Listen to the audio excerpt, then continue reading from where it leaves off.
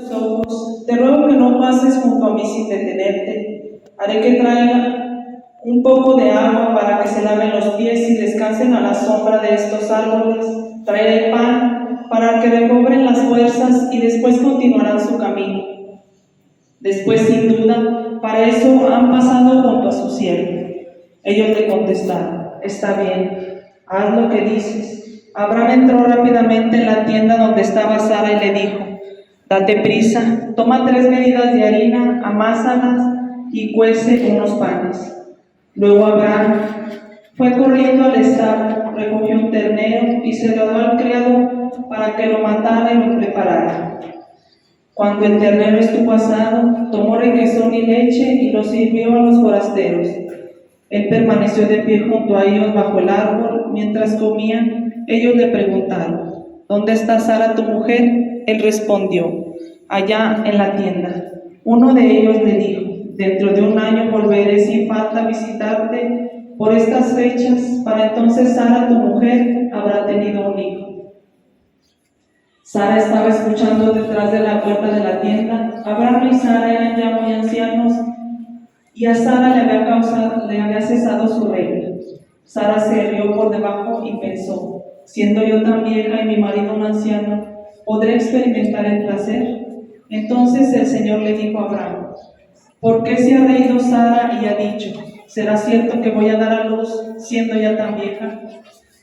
¿Acaso hay algo difícil para Dios? Al año que viene, en el plazo señalado, volveré a visitarte y Sara tendrá un hijo. Sara dijo entonces, asustada: no me estaba riendo. Pero el Señor replicó: no lo niegues, sí te estaba riendo. Palabra de Dios.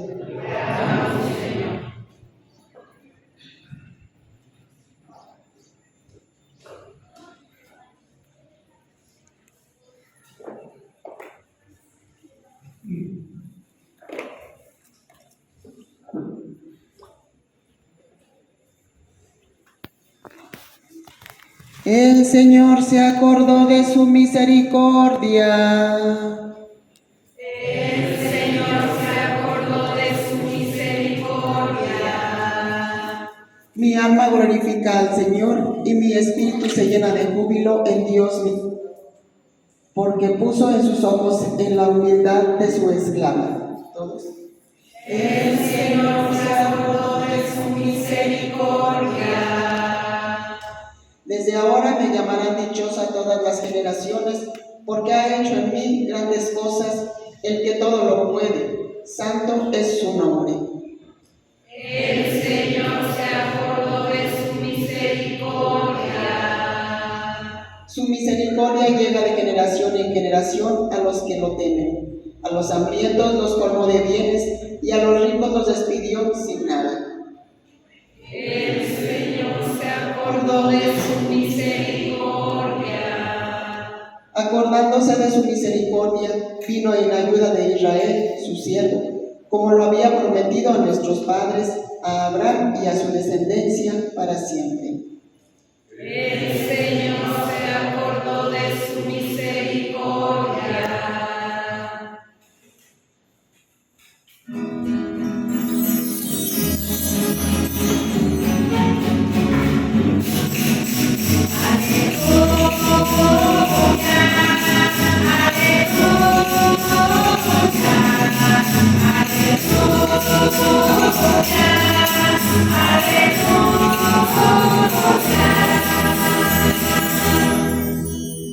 Aleluya, aleluya.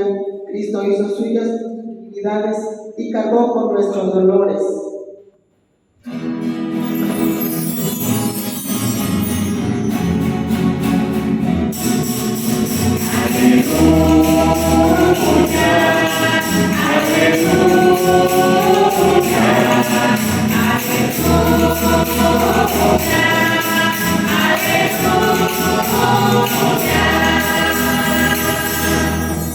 El Señor esté con ustedes. Lectura del Santo Evangelio según San Mateo. En aquel tiempo, al entrar Jesús en Cafarnaúm, se le acercó un oficial romano y le dijo: Señor, tengo en mi casa un criado que está en cama, paralítico y sufre mucho. Él le voy a curarlo. Pero el oficial le replicó: Señor, no soy digno de que entres en mi casa. Con que digas una palabra sola bastará para que me quede sano. Porque yo también vivo bajo disciplina y tengo soldados a mis órdenes. Cuando le digo a uno, ven, va. Al otro, ven y viene. A mi criado, haz esto y lo hace. Al oír aquellas palabras se admiró Jesús y dijo a los que lo seguían: yo les aseguro que ningún israelita haya hallado una fe tan grande.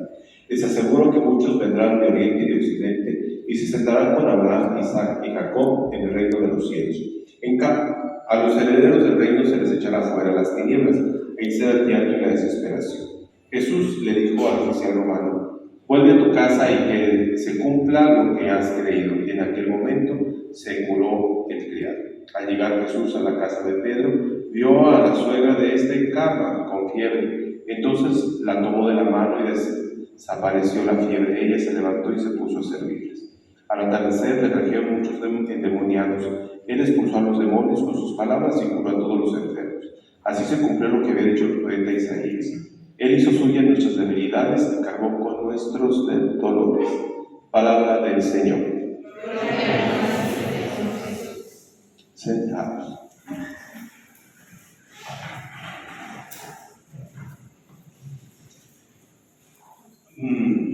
Voy a 3 ideas muy sencillas de la palabra de Dios hoy, porque es muy neurótico terminar una misa de niños y no pasar con una misa de gente que vivió el siglo pasado. Aquí dice, yo no lo digo, dice 1994, 1998, entonces ustedes son del siglo pasado. Por lo tanto, preocúpense. Bueno, ya por lo menos los pueden vender como antigüedades. Creen que no, la gente presume que es del siglo pasado. Entonces presuman que son del siglo pasado. Miren, hemos escuchado este evangelio que es muy bonito, es muy bello. Cuando uno lee los evangelios, pues está uno muy adoctrinado de que Jesús es un triunfador, de que Jesús era Pablo máximo y todo eso. Pero en realidad Jesús no tenía grandes seguidores, cuando mucho y es mucho, unas 100 personas en toda la región. O sea, en realidad, la gente común y corriente es como todos ustedes, como maestros experimentan, que tienen padres de familia de los grupos que ustedes dan, que son muy interesados. Y la maestra, ¿cómo va el niño? Y ustedes, oye, necesito esto, y yo apoyo, yo le ayudo. Pero de los 25, 30 alumnos que pueden tener, son 2 o 3 padres de familia. Y ustedes dicen, ¿dónde están los demás? Pues los demás, así era con Jesús. O sea, la gente común y corriente se acercó a Jesús a tomar un beneficio, a sacar un beneficio. Lo obtuvo y se fue. Sí, decían, como cuando aquí y en cualquier parte dicen, es muy buen doctor, O sea, mi experiencia es que es buen doctor. Yo ya lo veo, que no estoy enfermo. Lo ve. A ver, así pasó. Entonces, cuando uno lee los evangelios, y que dicen los evangelistas que eran multitudes, pues no es que estén mintiendo, ellos simplemente están expresando un recurso literario para que los cristianos que leyeran el evangelio no se desanimaran ante la realidad que la iglesia sufría, porque la iglesia sufrió mucho. En primer lugar fuimos los ateos, porque no creíamos en los dioses que creía la sociedad. Entonces decían, esos son ateos. Luego pasamos a ser una secta. Ahí San Faustino dice que nos acusaban de que mataban niños y que adoraban a un burro, etc. De hecho, en las catacumbas de Roma hay un rechazo a los cristianos y hay cruces con un burro crucificado. Es una burla. Esos eran los cristianos. Entonces, por eso dicen las multitudes. Y uno, después de 2000 años, lee multitudes y uno piensa que eran como así, miles de gentes que estaban ahí. No, en realidad no es cierto. O sea, Jesús no encontró acogida en la gente fue muy poca. Y no fue gente en todo el país, fue muy concreto en una región llamada Galilea.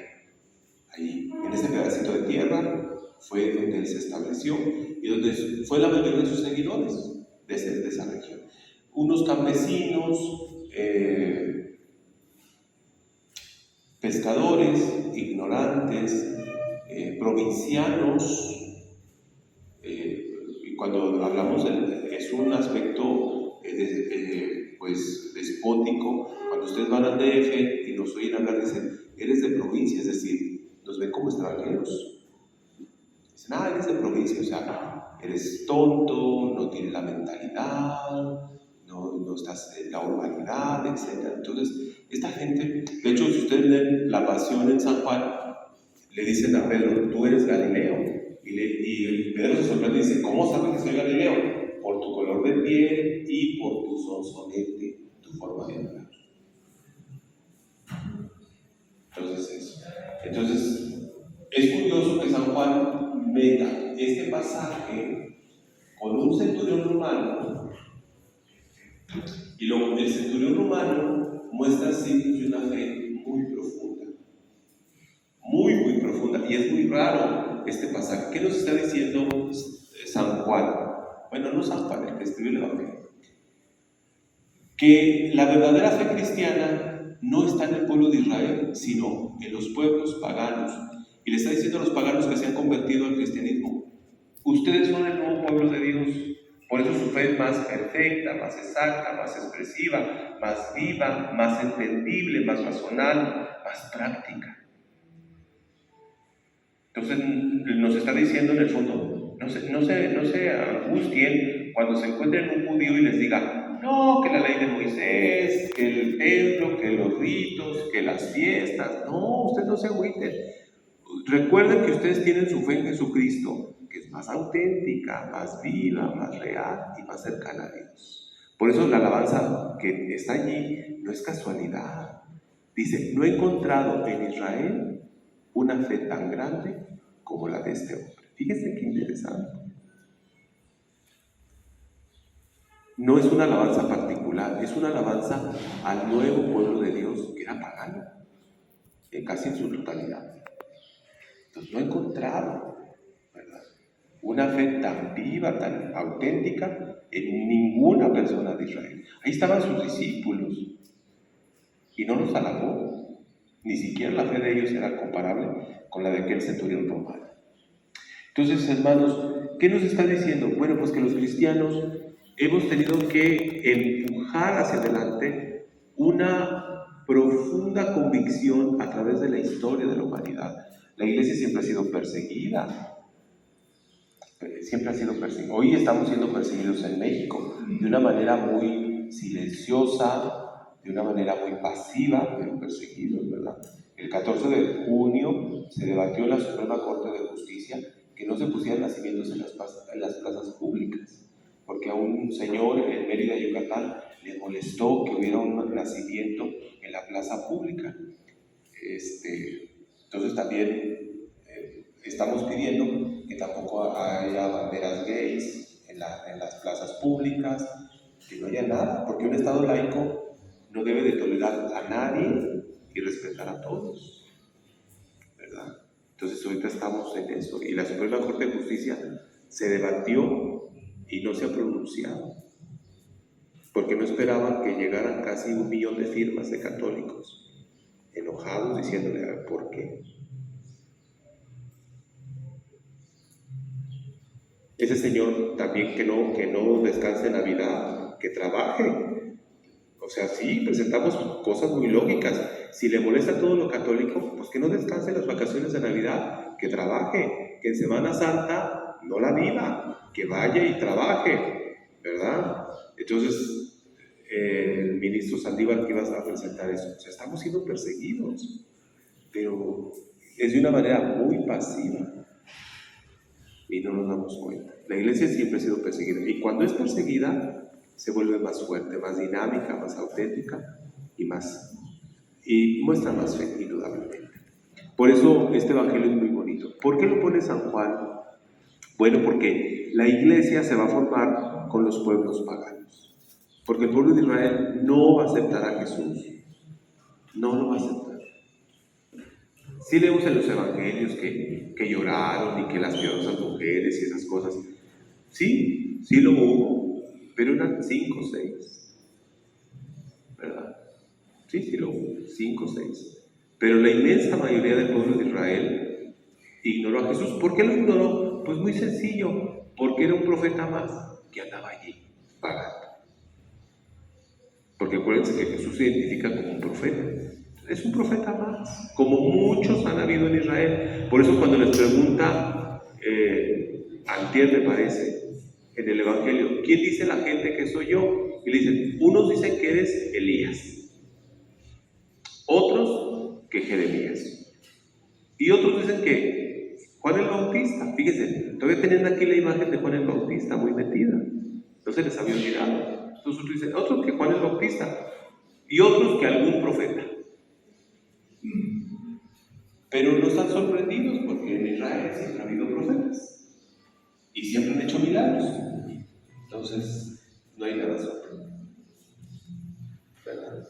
Entonces, eso nos da a entender que Jesús encontró una profunda resistencia a su evangelio. Ahora, la pregunta no es esa. La pregunta tendría que ser, ¿qué resistencias encuentra Jesús en nosotros para que el evangelio se pueda realizar plenamente en la vida de hoy? ¿Qué resistencia se encuentra?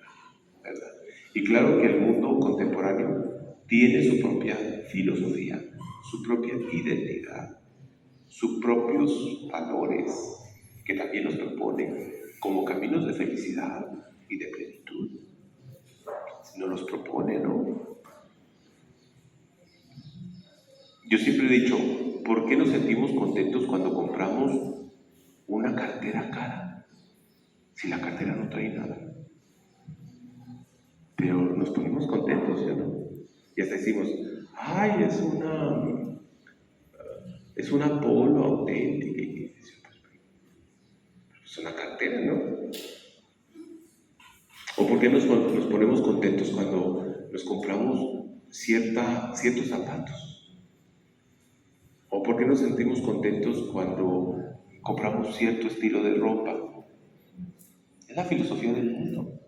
Y en realidad no es una felicidad auténtica, es simplemente una programación mental que tenemos, que cuando compremos nos tenemos que sentir felices, ¿verdad? Pero ¿qué pasa cuando hacemos lo contrario, de que no nos lo compramos? Nos sentimos tristes. Hay gente muy madura que no se siente ni triste, está en paz, pero pues necesita mucha madurez para eso, ¿verdad? Entonces la filosofía del mundo también tiene su propuesta, ahí está, presente, ¿verdad? Entonces, hermanos, pues hoy en este día, ustedes vivan este momento de gratitud a Dios, de gratitud a sus compañeros, porque, pues fíjense, de toda la generación, nomás una persona no está, murió. Entonces quiere decir que son fuertes, ¿verdad? Que casi llegaron todos a los 25, no será hacia los 50, pero bueno, llegaron ya a los 25 y tienen que darle gracias a Dios de esta realidad, este encuentro que han tenido y este momento que van a pasar con estos compañeros con los que pues vivieron un proceso educativo para poder enfrentar el mundo al que hoy se enfrentan todos los días, con sus dificultades y sus esperanzas, sus gozos y sus tristezas. Pues ojalá y así sea.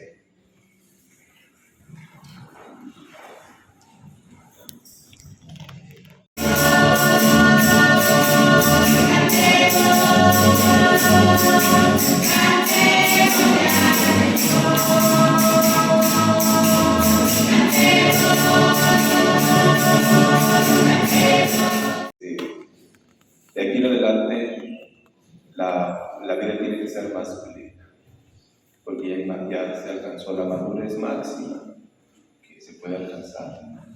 Cuando lleguen a los 30 años de magisterio, no van a ir, no es la madurez plena, ya la dejan, son principios de dejarla. Y empiezan las enfermedades, los olores, las pastillas,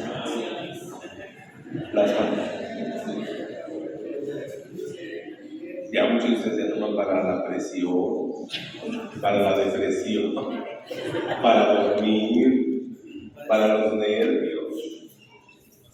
Y hay otros que ahí vamos al pasito también ya. Entonces, disfruten este día, que se la pasen muy bien, que este encuentro pues reviva sus fuerzas de la alegría. A veces a mí me angustian estas reuniones de generaciones porque luego nomás se la pasan recordando. Y pues no hay que recordar. El pasado no existe, ya pasó. El futuro tampoco, entonces el presente es lo más auténtico, ¿verdad? Y luego ya ven que siempre hay preguntas tontas. ¿Qué hacemos? Dice, ¿cómo estás? Pues digo que esté muerto, aquí está. Entonces, todas las preguntas es porque hemos perdido la comunicación real. Cuando éramos un grupo, pues era muy fácil, ahí nos mirábamos, había confianza. Pero ya no hay confianza, porque cada quien ha agarrado su rumbo y su realidad. Entonces, bueno, pues convivan, conbeban y siéntanse bien. Bueno, muchas felicidades. El Señor esté con ustedes. La bendición de Dios Todopoderoso, Padre, Hijo y Espíritu Santo, descienda sobre ustedes y permanezca para siempre. La alegría del Señor es su fuerza, vayan en paz. Se ha terminado la homilía para conmemorar los 25 años de la generación 94-98, egresados de la Escuela Normal Rural General Matías Ramos Santos de Loreto, Zacatecas.